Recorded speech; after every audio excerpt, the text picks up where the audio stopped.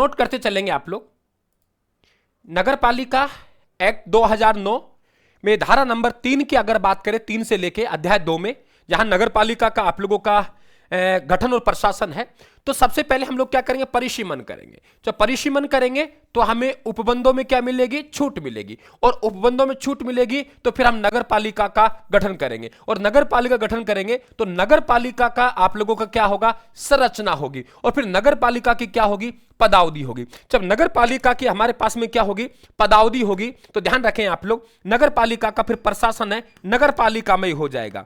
नगर पालिका का प्रशासन, नगर पालिका का प्रशासन है वो नगर पालिका में होगा। नगर पालिका का प्रशासन है वो नगर पालिका यानी अध्यक्ष में होगा, पढ़ाऊंगा डिटेल से, नगर पालिका में होगा, नगर पालिका में होगा, नगर पालिका में होगा। फिर हम लोग कहेंगे सर ऐसा कुछ करने के लिए हमें वार्डों का निर्धारण करना पड़ेगा। किसका निर्धारण करना पड़ेगा, वार्डों का। अब देखो यहां पे हमारा परिसीमन, यहां पे धारा नंबर 3 जिसकी धारा आप लोगों के 3 है, ये आपके परिसीमन की बात करती है, और इसकी उपधारा है, मैं अभी याद करवाऊंगा आप लोगों की, इसकी उपधाराएं कितनी है, 10 है। उपबंधों में छूट, ये धारा आप लोगों के 4 की बात कर रही है कि नगर पालिका में क्या आप लोगों का अधिनियम है, उसमें कुछ मामलों में छूट दी जाएगी। ये आप लोगों की धारा नंबर कौन सी बात कर रहा है, 4 की बात कर रहा है। नगर पालिका का गठन, ये आप लोगों के धारा नंबर 5 की बात कर रहा है, और नगर पालिका की संरचना है वो धारा नंबर 6 की बात कर रहा है। धारा नंबर 6 में हम लोग अभी पढ़ने वाले हैं जो कि आप लोगों के उपधाराएं हैं, और वो उपधाराएं कितनी है आप लोगों के 9, यानी आपके धारा नंबर 3 की तो उपधाराएं 10 है जो अभी आपको याद करवाऊंगा, और आप लोगों के धारा नंबर 6 की है जो आपके उपधाराएं कितनी है बेटा, आप लोगों के लिए 9 है। ठीक है, फिर आप लोगों के नगर पालिका की पदावधि ये आप लोगों के धारा नंबर 07 में है, 07 में है, और नगर पालिका का प्रशासन नगर पालिका में ही होना यह आप लोगों के धारा नंबर 8 है, धारा नंबर 8 है, धारा नंबर 8 है। अब हम लोग क्या करेंगे, वार्डों का निर्धारण करेंगे, और वार्डों का निर्धारण होगा, क्या होगा, वार्डों का विभाजन करेंगे। तो हमने वार्डों का विभाजन करेंगे, अब वार्डों का विभाजन करेंगे तो भाई वार्डों का निर्धारण भी होगा, वार्डों का विभाजन करेंगे तो वार्डों का क्या होगा, निर्धारण भी होगा, और फिर उनमें आरक्षण का भी ध्यान रखेगा कि भाई कौन कौन सा वार्ड में किन को आरक्षण रखना है। ये आप लोगों के धारा नंबर 9 हो गई, और ये धारा नंबर आप लोगों के 10 हो गई, है ना, ये आप लोगों के 10 हो गया। अभी मैं उपधाराओं की बात करूंगा, पहले आप धाराएं पढ़े, दोबारा सुनिए आप लोग।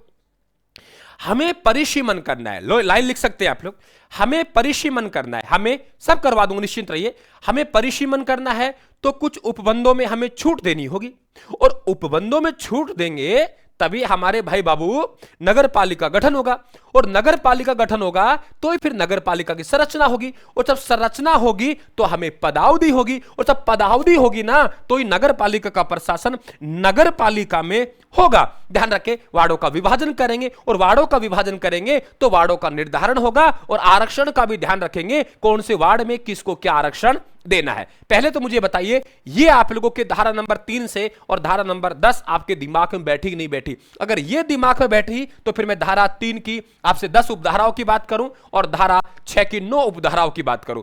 पहले तो आप लोग ये मुझे बता दीजिए कि ये आपके कंप्लीट दिमाग में आया कि नहीं आया।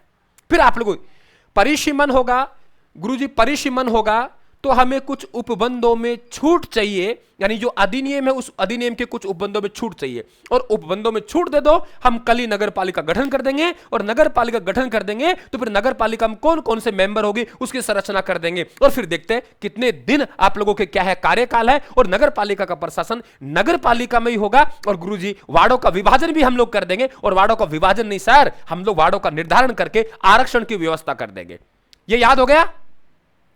ये याद हुआ कि नहीं हुआ बताइए? सबसे पहले मैं आप बात कर रहा हूं, ये याद हुआ तो अब आप लोगों के धारा नंबर 3 की 10 उपधाराएं, और ध्यान रखें धारा नंबर 6 की 9 उपधाराएं आपको याद करवा देता हूं।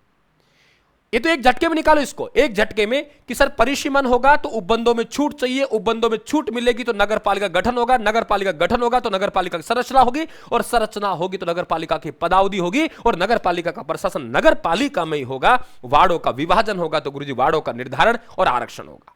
ठीक है, ये तो अब आप लोगों की बात करते हैं। देखिए यहां हम लोग बात करते हैं आप लोगों के धारा नंबर आप लोगों के 3। अब धारा नंबर 3 है, ये हमसे बात कर रहा है परिसीमन की। किसकी बात कर रहा है बेटा? परिसीमन की बात कर रहा है। तो ये परिसीमन की बात कर रहा है, परिसीमन की बात कर रहा है हम लोगों से। धारा नंबर 3 परिसीमन की बात कर रहा है, और इसकी कितनी उपधाराएं हैं हम लोग पढ़ेंगे सर। इसकी उपधाराएं हैं, उपधाराएं, वो उपधाराएं कितनी है? 10 है। और इसी प्रकार से हमारे पास यहां पे कि आप लोगों के नगर पालिका की संरचना, क्या कहा मैंने? नगर पालिका की संरचना धारा नंबर कितने में बताइए? अब पूछूंगा मैं आप लोगों से घुमा घुमा के, नगर पालिका की संरचना, तो नगर पालिका की जो संरचना है वो आपके कितना नंबर धारा में है? नगर पालिका की संरचना धारा नंबर 6 में है। नगर पालिका की संरचना धारा नंबर 6, नगर पालिका की संरचना धारा नंबर 6 में है। याद हो गए तो पहले से नगर पालिका की संरचना, नगर पालिका की संरचना, नगर पालिका की संरचना, और इसमें हमारे पास उपधाराएं 9 है। अब देख लो आप लोग कि आप लोगों के 19 आपको उपधारा याद करनी है। कितनी याद करनी है? 19। और देख लीजिए 19 में आप लोग घड़ी लगा लीजिए, 19 उपधाराएं मात्र 5 मिनट में आप लोगों को याद करवा रहा हूं, दिमाग में छाप रहा हूं। ठीक है, डिटेल बाद में। आगे देखिए, सबसे पहले हम लोग 9 की बात करते हैं।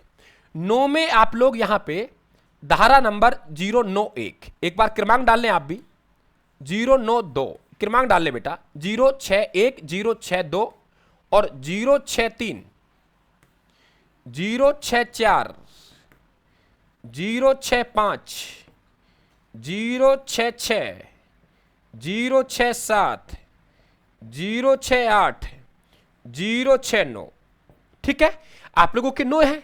अब 9 को याद कैसे करेंगे, बड़ी चुनौतीपूर्ण विषय है, लेकिन आपको घबराने की आवश्यकता बिल्कुल भी नहीं है। आप धारा नंबर 4 से लेके और धारा नंबर 8 तक यहां पे इस तरीके से करके आप डाल दो आरक्षण। यानी यहां जो मैं बात करूंगा केवल आरक्षण की बात करूंगा। आप कहेंगे सर कैसे? मैं कहूंगा आपको पता है। आप कहेंगे सर हमें कैसे पता है, हमने तो पढ़ा ही नहीं। मैं बात करूं कि आप लोग आरक्षण, एक काम कीजिए आप सबसे पहले एसटी एससी को आरक्षण दे दो, फिर आप ओबीसी को आरक्षण दे दो, फिर आप रिजर्वेशन वाले वर्ग में महिलाओं को आरक्षण दे दो, रिजर्वेशन वाले वर्ग में महिलाओं को आरक्षण दे दो, और फिर आप लोगों को 50% वाला जो आरक्षण की बात कर रहे हैं आप लोग वो दे दीजिए। यानी आप लोगों के 4 लिखिए, एससी एसटी को आरक्षण, एससी एसटी को आरक्षण, एक झटके में याद होगा, चिंता मत करो। एससी एसटी को आरक्षण, एससी एसटी को आरक्षण हो गया। फिर हम लोग बात करें सर ओबीसी को आरक्षण, ओबीसी को आरक्षण, फिर आरक्षित वर्ग में महिलाओं को रिजर्वेशन। क्या बोला मैं? आरक्षित वर्ग में महिलाओं को रिजर्वेशन, आरक्षित वर्ग में महिलाओं को रिजर्वेशन, आरक्षित वर्ग में महिलाओं का आरक्षण, आरक्षित वर्ग में, है ना, कि भाई आरक्षित वर्ग है। जैसे मान लो एसटी में 12 सीट रिजर्व हैं, हालांकि 50% महिलाओं के लिए वो कोर्ट में स्टे चल रहा है, तो आप लोगों के कहेंगे कि 6 सीटें एसटी के लिए रिजर्वेशन है, तो एसटी में 6 सीटों में 3 तो महिलाओं की होंगी ना। ये है आप लोगों के आरक्षित वर्ग में महिलाओं का आरक्षण, है ना। और ध्यान रखें आप लोगों के केवल महिला आरक्षण, केवल महिला आरक्षण यानी 50% महिला आरक्षण।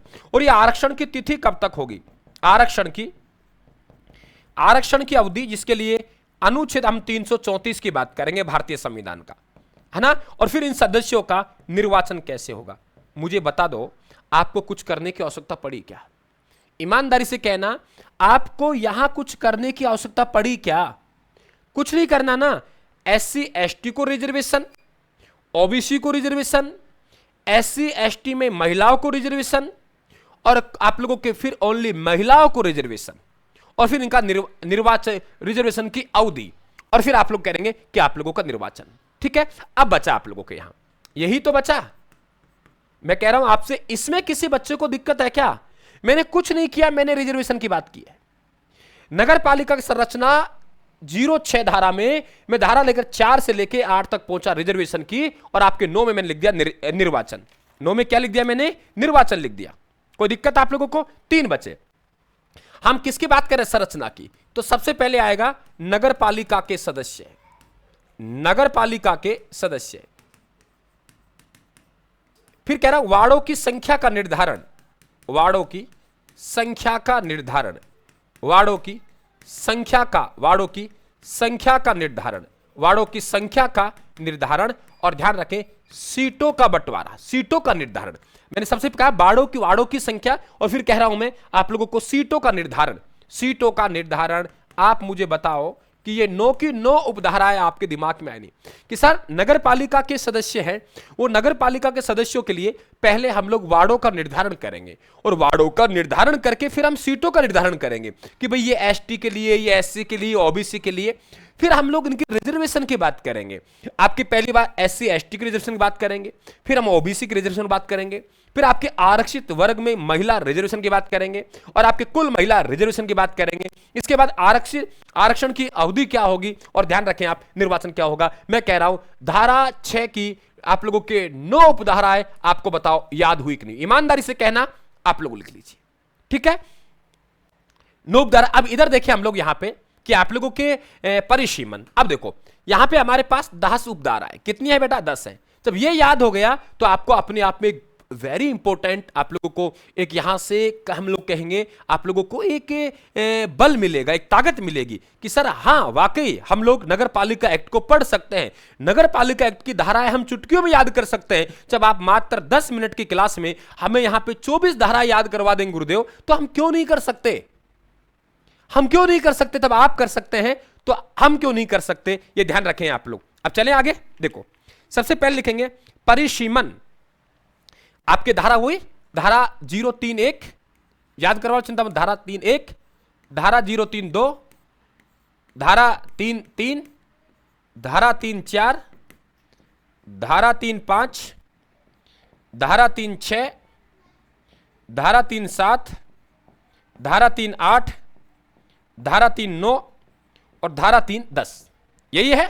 अब देखो सबसे पहले बात करेंगे यहां पे हमारा परिसीमन कि गुरुदेव देखो हमारा परिसीमन होगा, क्या होगा? परिसीमन। अब मैं कहूं परिसीमन होगा तो आप लोगों के सीमा चिन्ह लगेंगे नहीं लगेंगे? परिसीमन होगा तो आप लोगों के सीमा चिन्ह लगेंगे। लिख दीजिए सीमा चिन्हों का निर्धारण। अभी डिटेल से पढ़ेंगे तब इसे विस्तार से पढ़ेंगे। लिख दीजिए सीमा चिन्हों का निर्धारण। सीमा चिन्हों का निर्धारण। आप कहेंगे सर सीमा चिन्हों का निर्धारण क्यों किया आपने? अरे मैं कहूं भाई सीमा चिन्हों का निर्धारण है वो मैंने 2 तरीके से किया। एक तो मैं कहूंगा जब नगर पालिका को समाप्त कर दिया गया होगा या नगर पालिका का दूसरे नगर पालिका में विलय कर दिया होगा। ध्यान रखना मैं जैसे कह रहा हूं वैसे लिखना आप लोगों को। सीमा चिन्हों का निर्धारण गुरुजी क्यों जरूरत पड़ गई? आप क्यों सीमा चिन्हों को? अरे भाई देखो यार नगर पालिका को समाप्त कर दिया होगा ना, तभी तो हमें सीमा चिन्ह लगाना है। यह नगर पालिका का विलय कर दिया होगा दूसरे नगर पालिका में, नगर पालिका का विलय कर दिया होगा। अरे भाई हमें परिसीमन और सीमा चिन्हों के निर्धारण की आवश्यकता क्यों पड़ी कि सर या तो नगर पालिका को समाप्त कर दिया होगा या नगर पालिका को दूसरे नगर पालिका में विलय कर दिया होगा या नगर पालिका को दूसरे नगर पालिका में क्या कर दिया होगा? विलय कर देंगे। बेटा अभी डिटेल से पढ़ेंगे। अभी तो ये मैं एक खाका तैयार कर रहा हूं आपके अंदर एक ऊर्जा तैयार कर रहा हूं आप लोगों के। आपको पहले वो बातें याद करवा रहा हूं, वरना तुम अंदर की बातों को नहीं पढ़ पाएंगे और आप यही दिमाग में रखेंगे कि सर हमने ये धारा में क्या है, ये धारा में क्या है। अब बताओ यहां तक कोई दिक्कत? परिसीमन करेंगे, सीमा चिन्हों का निर्धारण करेंगे, है ना? क्यों करेंगे? क्योंकि समाप्त कर दिया या दूसरे नगर पालिका में क्या कर दिया? विलय कर दिया। तो फिर इनकी संपत्ति एवं दायित्व किसके पास जाएंगी? हम कहेंगे सर विलय कर दिया तो गुरुदेव इनकी जो संपत्ति है ना, वो संपत्ति व दायित्व है वो किनके पास जाएंगे? और गुरुजी अगर यहां पे अगर 2 नगर पालिकाओं का विलय किया है या एक तो सर यहां सीमा विवाद हो सकता है। क्या हो सकता है? सीमा विवाद हो सकता है। सीमा विवाद हो सकता है। दोबारा देखिए सर हमें परिसीमन करना है, परिसीमन करेंगे तो हमें सीमा चिन्हों का निर्धारण करना पड़ेगा। सीमा चिन्हों का निर्धारण करना पड़ेगा। क्यों? या तो नगर पालिका को समाप्त कर दिया या नगर पालिका का दूसरे नगर पालिका में विलय कर दिया। और सर फिर इनकी संपत्ति और दायित्व किसके होंगी और कहीं आप लोगों के सीमा को लेकर कोई विवाद ना हो जाए। सीमा विवाद यानी आप 6 तक आ गए। आप 6 तक आ गए। 8 तो गांव होता है गुरुजी, 8 गांव। तो आप कहेंगे किसी गांव को नगर पालिका क्षेत्र में शामिल करना, नगर पालिका क्षेत्र में शामिल करना, किसी गांव को नगर पालिका क्षेत्र में शामिल करना। 8 गांव किसी नगर पालिका क्षेत्र को, किसी गांव को नगर पालिका क्षेत्र में शामिल करना। 7 कह रहा है देखो भाई पुराने नियम है ना, वो पुराने नियम विधि तब तक लागू रहेंगी तब तक सरकार नए नियम ना बना दे, उसके लिए सरकार तब तक नया नियम ना बना दे तब तक। अब दोबारा देखो सर, परिसीमन करना है ना तो फिर हमें सीमा चिन्ह लगाने पड़ेंगे, और सीमा चिन्ह तब लगाने पड़ेंगे तब हम किसी नगर पालिका को क्या कर रहे हैं, हम लोग समाप्त कर रहे हैं। नगर पालिका का हम क्या कर रहे हैं, विलय कर रहे हैं। फिर सर विलय कर दिया तो फिर संपत्ति जो है, आपने किसी नगर पालिका को उठा के दूसरे नगर पालिका में विलय कर दिया तो फिर संपत्ति किसके पास रहेगी, वो दायित्व किसके पास रहेंगे, आप लोगों के 6। 2 नगर पालिकाओं के सीमा पर कोई आवास गृह भंडार कोई मकान बना हुआ है तो वो सीमा विवाद के मामले 6 में जाएंगे, और तब तक नए नियम नहीं बना दे सरकार, उन पे पुराने नियम लागू होंगे। और हम बात करें आप लोगों के 8 कि सर किसी गांव को नगर पालिका क्षेत्र मिलाने पर क्या प्रभाव पड़ेगा, आप लोगों के 8 गांव, 8 गांव, 8 गांव, समझ गए, 8 गांव, ठीक है। और फिर सरकार के हमारे निर्देश है, इनमें ज्यादा नहीं है, 9 में सरकार के निर्देश, और 10 में आप लोग करेंगे अन्य प्रावधान लागू रहेंगे, अन्य प्रावधान लागू रहेंगे। ये 2 को मत पढ़ो आप लोग। अब बताओ मुझे, धारा 6 आपके सामने ये रखी, धारा 7 आपके सामने ये रखी, और मैंने आप लोगों को धारा 3, मैं फिर लिख रहा हूं धारा 3 में आप लोगों का परिसीमन था। गुरुदेव परिसीमन तब होगा तब हम लोग कुछ उपबंधों में छूट देंगे, उपबंधों में क्या देंगे, छूट देंगे। उपबंधों में छूट देने पर हमारा परिसीमन होगा सर, परिसीमन होगा तो हमारे नगर पालिका का गठन होगा, नगर पालिका का गठन होगा, नगर पालिका का गठन होगा। गुरुदेव नगर पालिका गठन होगा तो नगर पालिका की संरचना होगी, नगर पालिका की संरचना होगी, नगर पालिका की संरचना होगी, और नगर पालिका की संरचना होगी तो नगर पालिका की पदावधि भी आएगी, और पदावधि आएगी तो ध्यान रखें नगर पालिका का प्रशासन नगर पालिका में होगा, नगर पालिका का प्रशासन नगर पालिका के अध्यक्ष के पास होगा। और सर हमारे पास यहां पे वार्डों का विभाजन करना पड़ेगा, इसके लिए वार्डों का विभाजन करना पड़ेगा, और वार्डों का विभाजन हो जाएगा तो हमारे पास वार्डों का निर्धारण हो जाएगा, वार्डों का निर्धारण हो जाएगा, और वार्डों का निर्धारण होगा तो हम आरक्षण की व्यवस्था भी वहां देख लेंगे। आ जाइए, ये आप लोगों की पूरी आपके 3 से लेके 10 धाराएं, और इसके अलावा आप लोगों के उपधारा, आप लोगों के 3 की 10 उपधाराएं ये रही आप लोगों के पास, और आप लोगों के धारा नंबर 6 की 9 उपधाराएं आपके सामने ये लिख दी है। अगर किसी बच्चे को अब कोई दिक्कत हो तो मुझे बता दीजिए, मेरे हिसाब से कोई दिक्कत नहीं होगी, पढ़ने वाला चाहिए। अब आ जाइए आप लोग, अब आपको एक हौसला मिल गया बेटा ना, याद करने का एक तरीका मिल गया आप लोगों को।